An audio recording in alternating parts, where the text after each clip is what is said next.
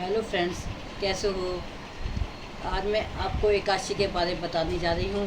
वैसे तो सभी एकादशी का अपना बहुत ही महत्व है, लेकिन ये श्रावण मास बहुत महत्वपूर्ण होता है। श्रावण में शिव जी भगवान को प्रसन्न करने के लिए लोग सोमवार का व्रत करते हैं और शिव जी को जल चढ़ाते हैं, और शिवरात्रि का भी व्रत होता है। सावन के महीने के सब त्यौहार फल उस व्रत त्यौहार के फल को दुगना कर देते हैं, इसलिए सावन के व्रत त्यौहार जरूर करने चाहिए। अब श्रावण मास की एकादशी को कहते हैं इसका बहुत ही पुण्य होता है, इससे मोक्ष की प्राप्ति होती है। इस एकादशी का नाम कामिका एकादशी है। इस एकादशी को करने से मनुष्य को मोक्ष प्राप्त होता है, और इस एकादशी को करने के लिए मनुष्य को सुबह पहले दिन निकलने से पहले स्नान ध्यान करना चाहिए, स्वच्छ वस्त्र धारण करने चाहिए, और उसके बाद भगवान विष्णु की आराधना करना चाहिए। फूलों से उनको माला अर्पण करनी चाहिए और स्वच्छ वस्त्र धारण करके भगवान की आराधना करना चाहिए। और जैसे कि मैं आपको पहली वीडियो में भी बता चुकी हूँ कि कोई भी व्रत तब तक पूरा नहीं होता जब तक उसमें उस व्रत की कथा नहीं कही जाए। और ख़ास तौर पे एकादशी का व्रत तो ऐसा है, इसमें कथा के बिना इसका व्रत अधूरा माना जाता है। तो आज आपको इस एकादशी की कहानी सुनाती हूँ। प्राचीन काल में किसी गांव में एक विद्वान रहते थे। तो एक बार उनकी किसी ब्राह्मण से विवाद हो गया और लड़ाई हो गई। इस विवाद और लड़ाई में वो ब्राह्मण मारा गया।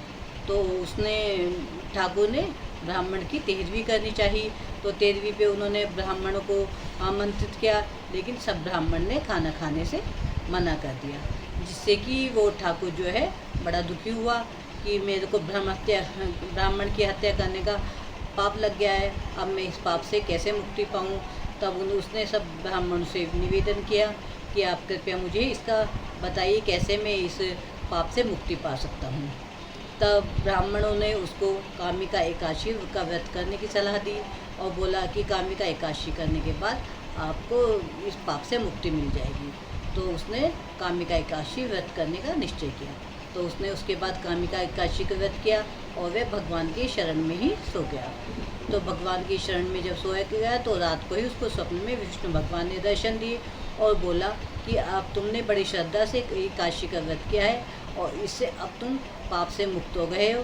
अब आपके ऊपर ये हत्या का पाप नहीं रहा है, अब आप आराम से कुछ भी कर सकते हो।